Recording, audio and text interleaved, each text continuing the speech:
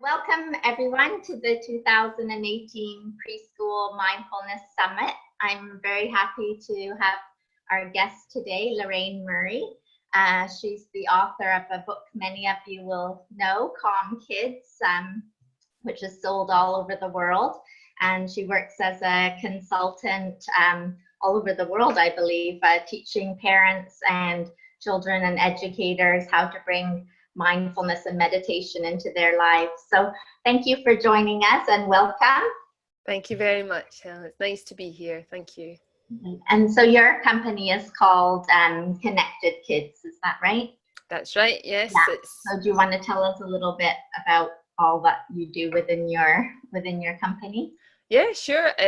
Well, the first book's called Calm Kids, and but when we moved on to put the program together, we decided to call the second book Connected Kids in the program, because there is always this, we were just chatting about this idea that, we want our kids to be calm, and that's sometimes a little bit of a difficult expectation to have when children attention spans are still developing and all that kind of thing. So the idea of being connected is that you allow them to be connected to techniques and tools within their body and their breath, then bring them back to their core and their center, which hopefully has a byproduct of calmness about it as well. So, and I don't actually teach worldwide. I have a couple of people who teach for me, but I tend to concentrate in the UK now, because my husband and I became foster carers in the last 2 years, and we do that when we have children staying. So I really want to stay a bit closer to home. So we do a lot more online stuff now as well, online courses. So that works well. Oh, that's wonderful.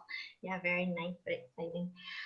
So let's dive into some questions. So I think there's sometimes confusion between what's the difference between mindfulness and meditation, and a lot of these terms, especially for parents who are new to this field. So can you just talk a little bit about what you feel the differences between the two? Absolutely. Well, it's not that there's one approach is better than the other. That's the main thing to understand about, any kind of practice you want to learn yourself or teach your children. But the difference I find between mindfulness and meditation, mindfulness is a type of meditation, but the word meditation actually covers a much broader spectrum of activities that can lend itself to helping your children come back into balance. So things like, for example, yoga is a form of moving meditation, but people don't often associate that as a form of meditation, because they think meditation or mindfulness is a really still-based, no moving, just concentrating, empty mind. And types of mindfulness actually do kind of instruct people to learn meditation that way. So it's a way of learning meditation. But for me, the difference is that if you kind of think that's a type, and then we've got meditation that's the broader term, then what else is in that tool bag? Then you've got yoga, you've got even mandalas, colorful drawing, you've got sound, you've got many other different things that can be used with a mindful approach. But nevertheless, they accommodate the attention span and the abilities of different children, and the interests of teenagers and everyone. So that's why, for me, meditation is a bit of a broader term than mindfulness. Does that make sense? Yeah, that makes sense. And I really appreciate you bringing in the parts about movement, and because I face the same questions, I guess, when most of my work is in Asia, but a lot of the parents think, well, how can little children just sit there, they can't do it.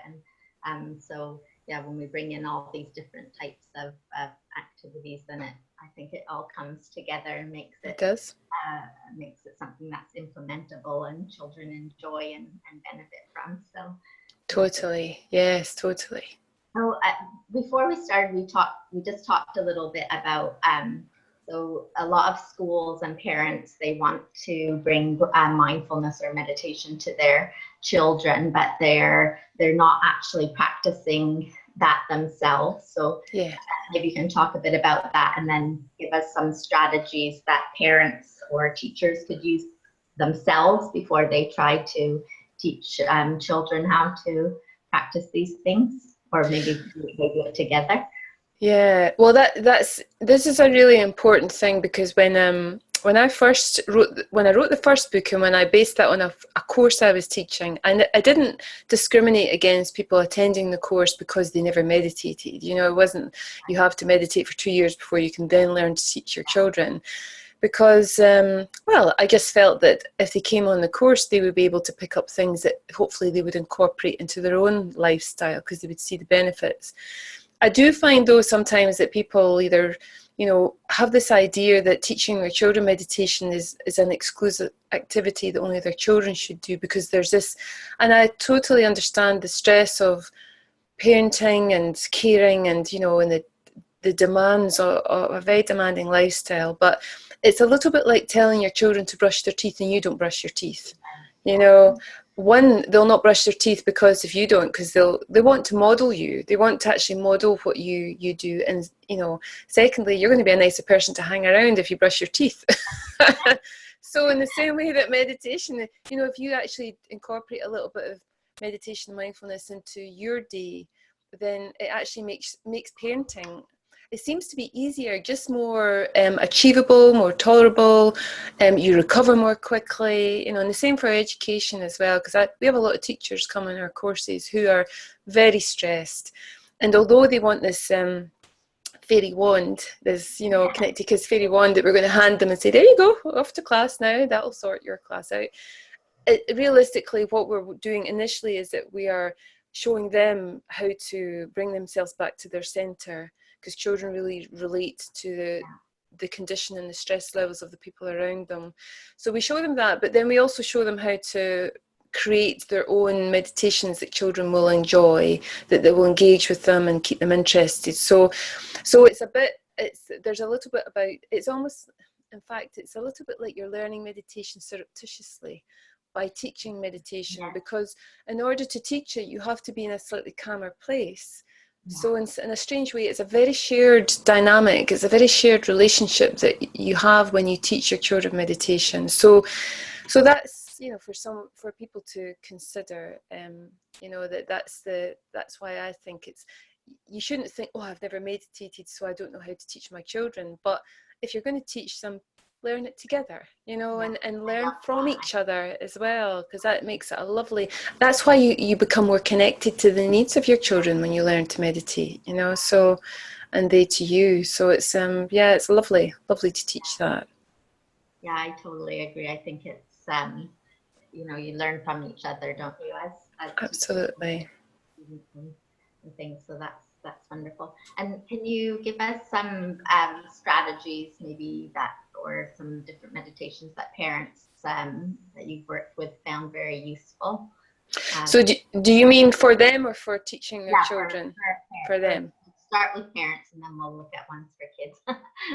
Well, you know, for me, it's very interesting because I've meditated for nearly 30 years now, you know, as an individual person practicing, so for a very long time. And but yet, when we started fostering, oh my goodness, it was so amazing. I mean, we are dealing with very challenged children, behavior, you know, their behavior is really challenging. But what I found really helpful for me was my breath became my anchor, because one of the first things that will happen when you start to get stressed is that your breath will change, because it's your natural fight, flight, or freeze response.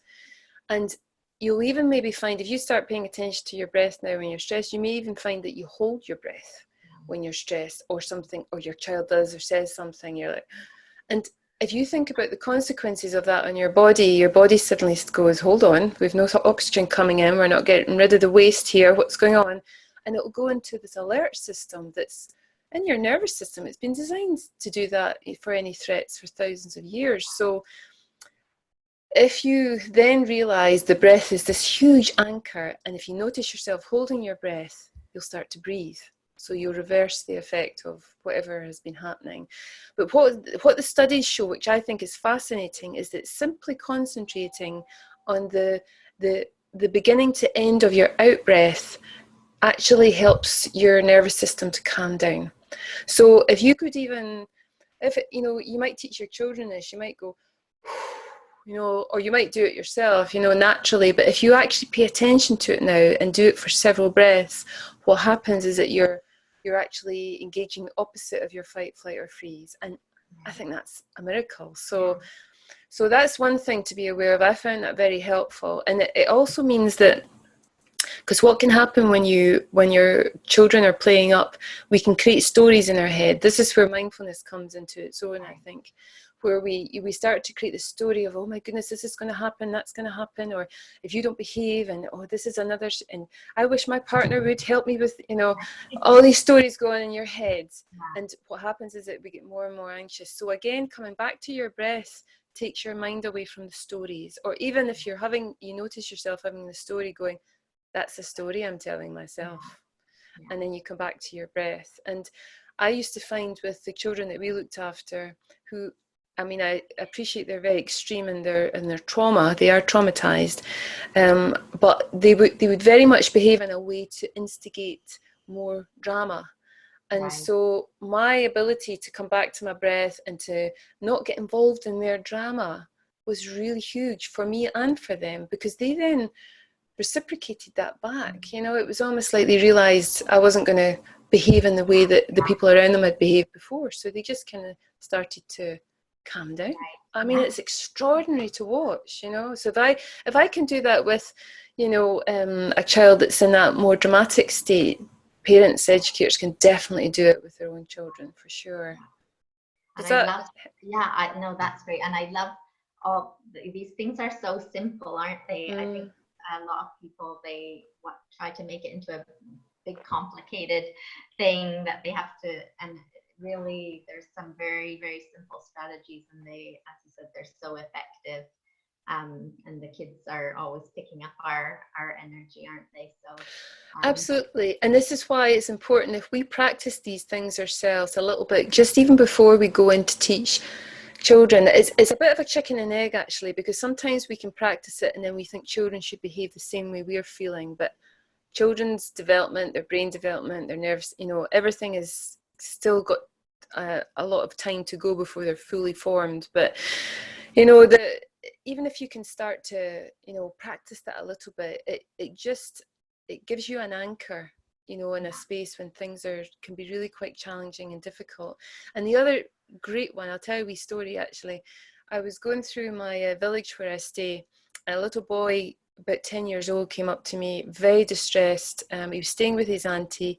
He hadn't stayed there that often, and he was lost. He couldn't remember how to get back to her house. He was really upset, crying. And one of the simplest things you can do when a child is that upset, is to get them to put their hands on their tummy and breathe into their hands.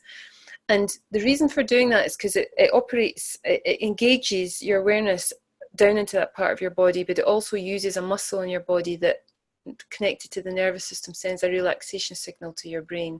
And all I said to him was, could you just put your hands on your tummy and breathe into your hands for me? And, there was probably a little bit of distraction technique in there as well, because he was like, okay, so he did that. And his whole stress levels just dropped. And he was able to articulate what the problem was, because before he couldn't speak, he was so upset. And then he told me what happened. I understood the story, and we started to retrace his steps. And then he got really worked up again. I went, put your hands back on your tummy, just breathe into your hands. And it all calmed down again. And we were able to find where his auntie stayed, when we got him back home. But I've been teaching this stuff for years, and even when you see it play out in front of you, you're like, oh my goodness, this is so amazing. It's like a cam button, a ready-made cam button inside your body. Exactly. Just to kind of connect into. So and that's one of the reasons I think you and me and so many others are really passionate about teaching this to preschoolers, really young children, so it's just ingrained in their neural systems and their body, and it's not something they kind of have to learn when they're 30 or that they've got those skills all through their life, really. So can you give us some examples of things that you do with preschoolers, the very toddlers, very young children, maybe some daytime activities, and then I know you have developed some bedtime routine activities as well? Well, I don't see, I'm not, I don't necessarily say that's a bedtime routine that's exclusive to Okay. them. And I kind of think that whatever feels right for Right. your type of child is appropriate. I mean, what you're working with toddlers is their ability to focus. How long can they focus for, and what interests them? So we've got to be realistic about the length of time that children can focus on something, because it's not to do with them being difficult or disruptive, which is what we think their behavior is. It's much more to do with just the way the brain is wiring up and their whole nervous system. So generally speaking, we tend to find that if you can use I equate teaching children at that age, certainly meditation, a wee bit like teaching them to be potty trained. Right. So what you're trying to do is you're trying to get them to be aware of their body. And when something makes them unhappy, what happens in their body? And if you can teach them to read that signal, then you give them a technique or something to use when they feel that feeling in their body. So in the same way, when you potty train them, they have the sensation in their body, they come and tell you, you take them to the potty, eventually you take them to the bathroom, eventually they don't come to you. They use the bathroom all on their own. So the meditation is about saying, what do you notice in your body? So you have to bring a little bit of movement to the body, or maybe if they're thinking about something, just paying attention to the body, just using something imaginative and creative that they enjoy, like using colour with the body as well. I've seen some people who have maybe a big sheet of paper, got their child to draw an outline and colour their body part, so it's trying to educate them that they have this body. And then really the main thing that you would teach them at that age, if they were having a sensation of unhappiness, is to breathe and to notice their breath. Now, the thing about the breath, though, is it's a very abstract concept for us, and so for children, you have to make it more tactile and more visual.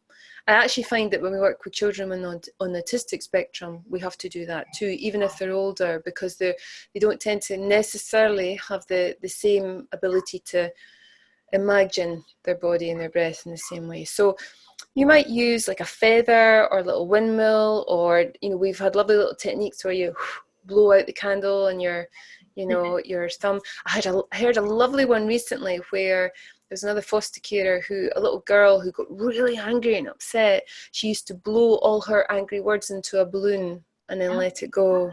And I was like, oh, that's fantastic, because that combines the out breath, as I was talking about earlier, and it shows her breath. Her breath has got power. Her breath has got something inside her body to release it. So you're building that relationship. So I tend to, anything that can engage them with their body. Touch is a really good one as well. We collaborated with we have the courses online now of a group called Story Massage, and it's a beautiful way. I call it meditation through touch. It's a way of telling a story through touch. And on the hand or the back or anything, they can look at our website if they want to find out more. But it's a lovely way of, again, teaching children you have a body, through the sense of touch. So those are the couple of things that I would suggest. I don't know if that makes sense, but I love that. things like that. I love, especially that you said the power, like teaching children that they have the power of the breath, and that's important, isn't it? It's something that a lot of people never even think about. Your breath, it just happens, and exactly. And also, I think, paying attention to what your child likes to do to self-soothe, because they do. I mean, maybe your child's a hummer. Maybe they like to hum or sing. So you bring awareness. When you hum, you'll feel the vibration in your body. When you sing, you'll feel the vibration in your body. So you can actually turn that into a meditation where you start to, get them to notice their body when they're humming, which they maybe never noticed before. But so I always say this to the students we teach, watch the children and let them teach you what it is that's going to work for them, and then try and adapt what you've learned to that so that they can actually they will be very engaged with it if it's something they're already interested in, actually. So yeah, great. And so you mentioned a little bit about sound there, and I know I talked to you right before the video that I've seen Yes. a bit of work that you're doing around sound. Can you just tell us a bit about that and how it comes into this topic? Well, I think it's an overlooked form of meditation, actually. I mean, I think that a lot of people think meditation should be about almost like silence, there's no sound. And that, even in space, there's sound, nowhere lives without sound. So it's about it's a sense that we have in our body that if we allow ourselves to tune into it, we become very aware of the sound and the moments of silence in between.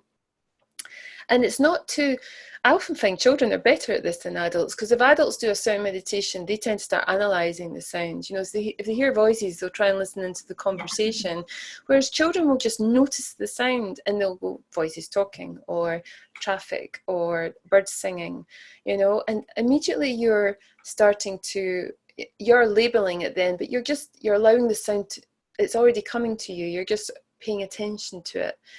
And wherever your attention is, if your attention's on like the sense of sound, then it's not with another thought, which may be a worrying thought or something that's, playing over and over and over in their head. I mean, particularly for teenagers or, children who've been bullied, for example, teaching them how to tune into the different sounds just gives them their mind and their body and their energy a moment of respite from the worrying sensation of that they've been experiencing.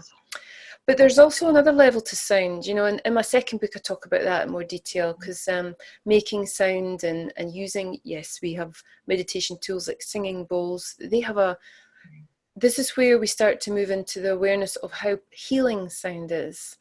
And my second book is much more about the energy of meditation, about the interaction of energy, rather than just simply applying this works because we breathe that way or that way, but it's about the sea of energy that we sit in and how we affect each other.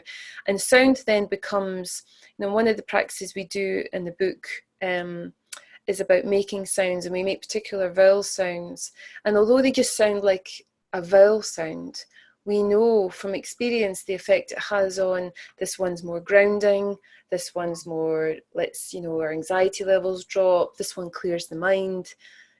So if a child was trying to study or something and their head's full of thoughts, just making a few sounds can be enough to just settle them down and make them feel a little bit more, stronger within their core. And again, I want to make sure that people don't have this idea that, even if they choose to learn meditation for themselves or teach their kids, that suddenly their life will be challenge free. I don't that's the small print at the bottom of the website. I'm sorry, we won't be able to alleviate every single challenge from your life. What happens though when you learn meditation is that you recover more quickly, your resilience becomes stronger. So instead of something happening, which happens to all of us in life, maybe a death of a loved one, or just, a serious illness going on and you feel really overwhelmed by it, teaching your children to meditate and having a meditation practice actually helps them process that difficult experience in a much more healing and balanced way. And it also means that their resilience to recover from that becomes stronger, and that I think that's the real gift of meditation. I think it's about, the ability to be strong or recover back into your strength, even when you're really being challenged by something, Yeah, I think that's so important, the resilience, and I find that as well. You are able to kind of say, oh yeah, this is what's happening, and it's happened before, and I got over it before, and I can keep going, right? So it's not that kind of rumination that's like going in, which is just making more anxious. Or and in my work in Asia especially, I don't know if it's the same, I think it is in the States as well, but a lot of anxiety even in young children because they're really overscheduled. It's very competitive academic environments, and then kids are in every single day to maybe one or two different after school activities, and there's entrance exams for primary school and all this kind of thing. Goodness. I think, teaching kids that resilience is so important, so that we can't change the whole system in countries, but at least we can give kids tools to manage what they're going through. So I've sent your book all over Hong Kong. Oh, thank you. Yes. For the teachers. I was going to say, Helen, though, it's not, I don't want people to think it's this false optimism, though. Yeah. I don't want them to think it's like, oh, yes, I've had this big incident and I can just meditate and recover from it. It's actually honouring what you feel. I mean, the work I do, I notice, especially in the fostering now, you're teaching children the language to use for their emotions so that they can recognise and honour it, not to wallow in it, but to just process it and honour it. And what it does is it gives a voice that expresses something that they feel, and then it doesn't have to take up all that space inside anymore. And you're saying, well, we can't change the system. Well, I believe if we teach the millions of children meditation as we're doing just now, that the future teachers and educators and head of education and so on will hopefully incorporate those changes into the lifestyle, so that it's not so head-based and academic, that qualities like emotional intelligence and resilience and, gratitude and compassion and kindness will be just as important to the full being of a child than how high their scores are. There are lots of pockets of good practice like that going on, aren't there, all over the world? So just need to spread it, spread it more, I guess. But you're right. I mean, if all these kids get raised, learning these skills, then it will change future society, won't it? So I think gratitude and kindness, it's so important, especially nowadays. I think the more gratitude and kindness that we can bring into the world and teach kids, their kids are just naturally like that anyways. I find it kind of gets muddled up along the way, but when they're little, you see like little children watching shows, and if the dinosaur gets hurt, they're like so upset so they have that empathy and compassion in them already. So I think it's about nurturing it from a young age, really. So absolutely. Yeah. So, well, I'm really excited to read your new book. When's that coming out? Oh, it's out. No, it's out. It's out. I'll show you. I've actually got it because I'm putting you see it there, it's there.